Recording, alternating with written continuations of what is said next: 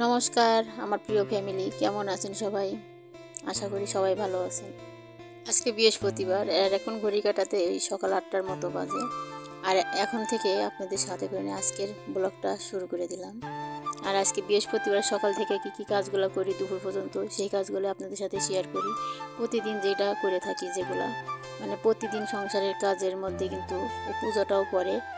আর যেহেতু আজকে আবার বৃহস্পতিবার, আজকে হচ্ছে একটু বেশি কাজটা মানে পূজার কাজটা একটু বেশি করা লাগে, টাইম বেশি লাগে। আর যেহেতু মা লক্ষ্মীর ঘটা বসানো হয় সেই কারণে যাই হোক, এখন হচ্ছে আগে সোফাটাই গুছিয়ে নিচ্ছি।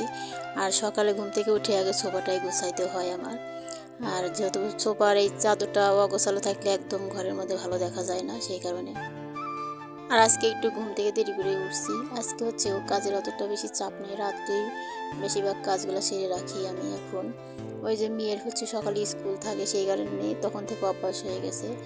আর হচ্ছে সকালে ওরকম বেশি একটা রান্না বান্নাও নেই, কালকে যে রাত্রে রান্না করছিলাম সেই রান্না কিছুটা রয়ে গেছে, সেই কারণে সকালে একটু ভাত রান্না করবো আজকে, আর রুটি টুটি কিছুই ভাজবো না।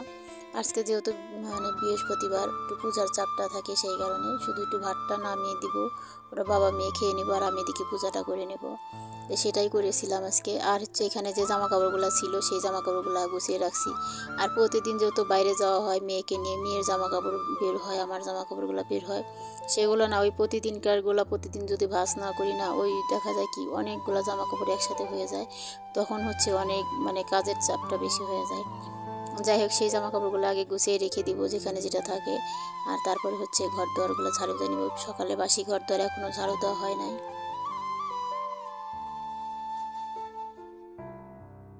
জামা কাপড় এতই পরিমাণে বেশি হয়ে গেছে আর এখানে আর ধরছে না, কিন্তু জামা কাপড়গুলো আমার ঠিক মতো গুছিয়ে মানে রাখতে পারতেছি না। আর কিছু কিছু জামা কাপড়গুলো মানে কাচতে হবে সেই কারণে। আর এর উপরে রেখে দিছি, আর দু একদিন পরে না তারপরে হচ্ছে জামা কাপড়গুলো কেচে দিব।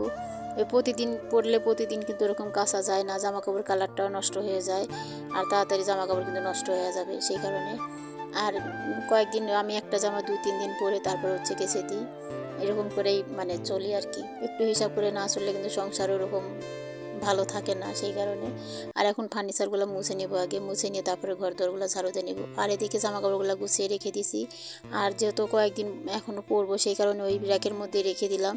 আর এখনও ড্রয়ারের মধ্যে তুললাম না, আগে ধুয়ে দেবো তারপর হচ্ছে ড্রয়ারের মধ্যে রেখে দেবো। আর আমি জামা কাপড় না ধুয়ে ড্রয়ারের মধ্যে রাখি না, ওই যেগুলো বাইরে পরি না, সবসময় বাইরে যাই আসি, সেগুলো হচ্ছে আগে ধুয়ে দিই তারপরে হচ্ছে ড্রয়ারের মধ্যে রেখে দিই। আর এদিকে ফার্নিচারগুলো ভালো করে আগে একটু মুছে নেব। আর প্রতিদিনই মুছতে হয়, এখন তো গরমের দিন চলে আসলো, আর এখন না প্রতিদিনই ফার্নিচারগুলো একটু মুছতে হবে, না হলে একদমই ধুলো পড়ে যাবে, দেখতে কিন্তু ভালো লাগে না।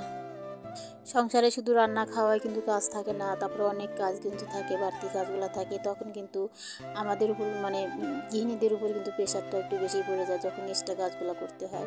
আর আমার ঘরটা অনেকটাই ময়লা হয়েছে, কিছুদিন হলে ঘরটা পরিষ্কার করা হয় না, আবার পরিষ্কার করতে হবে। আর যেহেতু সামনে মানে এখন আর একটা মাস আছে, সামনে যেহেতু পয়লা বৈশাখ, ওই পয়লা বৈশাখের আগ দিয়ে আবার পরিষ্কার করবো, মানে চৈত্র মাসে ঘরটা পরিষ্কার করে নেব। আর হচ্ছে এই কাজগুলো যখন করতে হয় না তখন কিন্তু একটু হাতে সময় নিয়ে করতে হবে। আর যেহেতু আমরা শহরের বাসায় থাকি, আর হচ্ছে না আমার এই একটা ঘরটাই কিন্তু বড়, মানে এই ঘরটাই বড়, আর ওই ঘরটা না একদমই ছোট।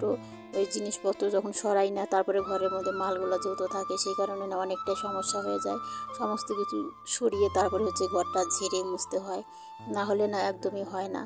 ওই হচ্ছে অগোছালো কাজ আমার পছন্দ হয় না, নোংরা থাকলে আমার ভালো লাগবে না। আমি যখন যে কাজটা করবো একদম পরিষ্কার পরিপাটি করে রেখে তারপরে কিন্তু এই কাজটা ছাড়বো, এরকম করে কাজগুলো করি। যাই হোক, এদিকে হচ্ছে গাছগুলোতে একটু জল দিয়ে নিচ্ছি, অনেকদিন হলো গাছগুলো জল দেওয়া হয় না।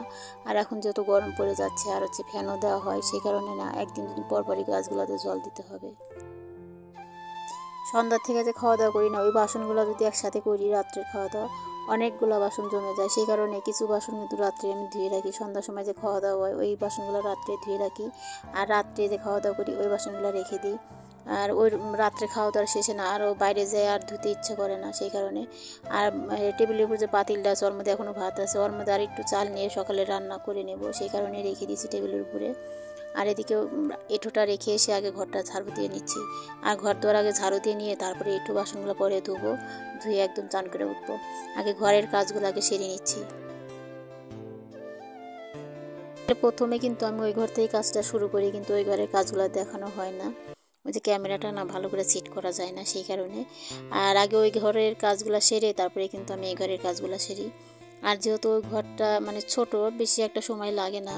আর ওই ঘরে যেহেতু ঠাকুরের মানে আসনটা আছে, ঠাকুর পুজো করি, সেই কারণে আগে সবসময় চেষ্টা করি আমি ওই ঘরটাকে পরিষ্কার করে রাখা। আর তারপরে হচ্ছে এই ঘরে পরিষ্কার করে নিই। যাই হোক, এখন ওই ঘরটা মানে ঝাড়ু দিয়ে চলে আসলাম এই ঘরে। এই ঘরটা আগে ঝাড়ু দিয়ে নিচ্ছি, ঝাড়ু দিয়ে পরিষ্কার করে তারপর হচ্ছে ঘরটা মুছে নেব। আর আজকে না হাত দিয়ে আর মুছবো না, ওই একদিন দেখা যায় মাঝে মধ্যে না আমি হাত দিয়ে মুছি, মানে 2-1 দিন পর পর হাত দিয়েও মুছি আর তারপর লাঠি দিয়েও মুছি। আমার কাছে মনে হয় লাঠিতে মুছলে একটু পরিষ্কার কম হয় সেই কারণে, কিন্তু তারপরে হচ্ছে কিছু করার নাই। আর যেহেতু কারোরই শরীর বেশি একটা ভালো যায় না, সেই কারণে লাঠিতে মুছলে বেশি সহজ হয়, মানে মাজার অতটা ব্যথাও করে না সেই কারণে। আর হচ্ছে ওই ঘরটা না আমার মোছাও হয়ে গেছে, এখন এই ঘরটা মুছে নেব।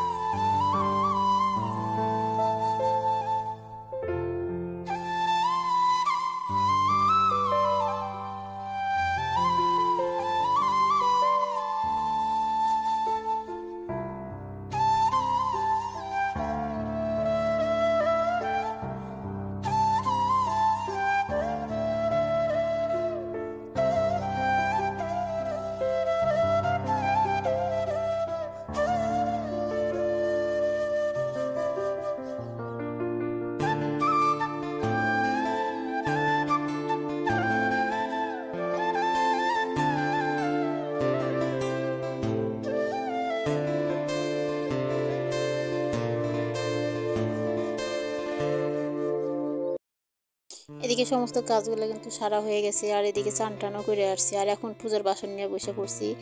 আর যেহেতু আজকে বৃহস্পতিবার, সমস্ত বাসনগুলো কিন্তু মাজতে হবে, ধুতে হবে, সেই কারণে সমস্ত বাসনগুলো নিয়ে বসে পড়ছি আর ভালো করে ঘষে ঘষে পরিষ্কার করে নিচ্ছি।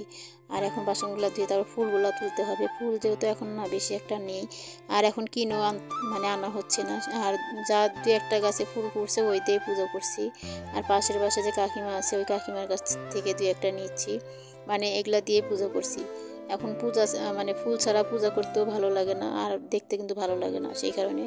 আর বেশি একটা ফুটছে না, 2-1টা ফুল সেই কারণে। আর এখন পূজাটাও করে নিব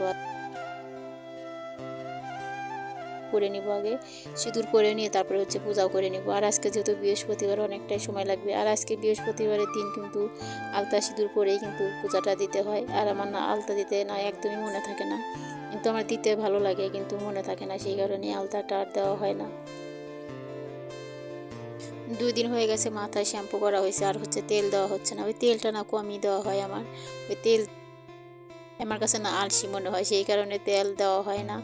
আর একদম চুলগুলো না একদম জটা পেকে গেছে, আর কন্ডিশনারও দেওয়া হয় না অনেক দিন হলো সেই কারণে।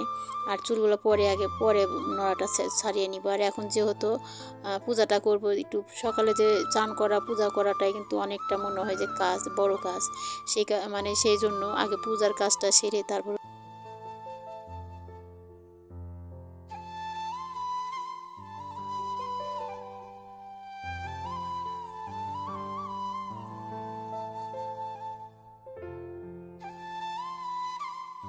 আর পূজাটা দিয়ে নিছি। আর হচ্ছে পূজা করা না ওরকম ভিডিও করা হয় না, ওই একা একা তখন ওই মেয়েও দেখা যায় শুয়ে থাকে, ওঠেও না, প্রাইভেটে থাকে, সেই কারণে আর ভিডিও করা হয় না। পূজাত বসলে তো আর ওরকম ওঠা যায় না সেই কারণে।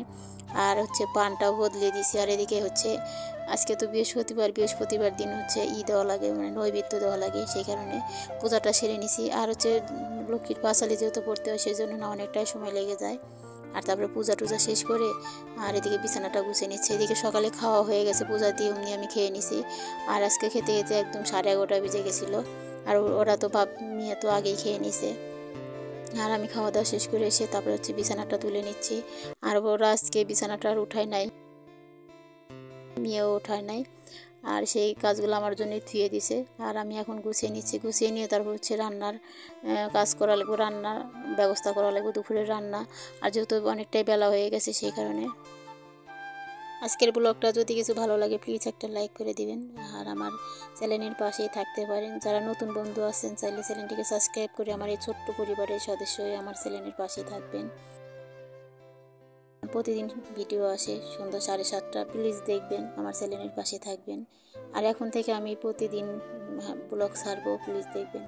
আর যাই হোক, এদিকে বিছানাটা গোছানো হয়ে গেছে, আর তারপরে রান্নার ব্যবস্থা করতে হবে। এদিকে হচ্ছে কচুর শাক বানিয়ে নিয়েছি, আলু ভাজি, আর হচ্ছে মুগ ডাল, মাছের মাথা দিয়ে মুগ ডাল রান্না করব। আর আজকে দুপুরের মেনু এটাই। আর পাশে হচ্ছে দিদি রান্না করছে, আর এদিকে ঘুটুনটা আমার কোলের মধ্যে চলে আসছে। এদিকে রান্না করতে নিছি, আর ওই কোলে আসবে, একটু আদর খাবে, সেই কারণে ওকে কোলে নিয়ে একটু আদর করে দিচ্ছি। তারপরে হচ্ছে রান্নাটা করে নেব। ওর মা ওখানে আছে, ওর মার কিছুটা রান্না হয়ে গেছে, তারপরে পিঠে বাচ্ছে, সেই কারণে আমার কোলের মধ্যে এসে বসছে। আর এদিকে ডালটা কিন্তু সিদ্ধ হয়েই গেছে। আর মুগ ডাল তো বেশি একটা সিদ্ধ করা লাগে না, বেশি ঝালও লাগে না। আর সিদ্ধ করে রেখে তারপরে হচ্ছে মাছগুলো আগে ভেজে, তারপর সেদিন মাছের মাথা দিয়ে হচ্ছে ঘন্ট রান্না করছিলাম। আর তারপরে এই মাছগুলো রেখে দিয়েছিলাম হচ্ছে তরকারি খাওয়ার জন্য, মানে ঝোল খাওয়ার জন্য। ওর মধ্যে একটা মাথা আছে, আর একটু কান আছে, মানে মাথার যে কান থাকে সেই কান, আর হচ্ছে ফিসে আছে। এগুলো দিয়ে এখন ডালটা রান্না করবো, যেহেতু খেতে চাইছে বর, সেই কারণে। আর এদিকে ওদের খাওয়া দাওয়া হয়ে গেছে, আর এখন আমি খেতে বসছি। ইলিশ মাছের মাথা দিয়ে কিন্তু কচু শাক রান্না করলে বেশি টেস্ট লাগে। আর এখন যেহেতু ইলিশ মাছের দামটা অনেকটাই বেশি, সেই কারণে আমাদের আর আনা হচ্ছে না। সেই কারণে কচু শাকের মধ্যে দিছি হচ্ছে ছোলা বুট।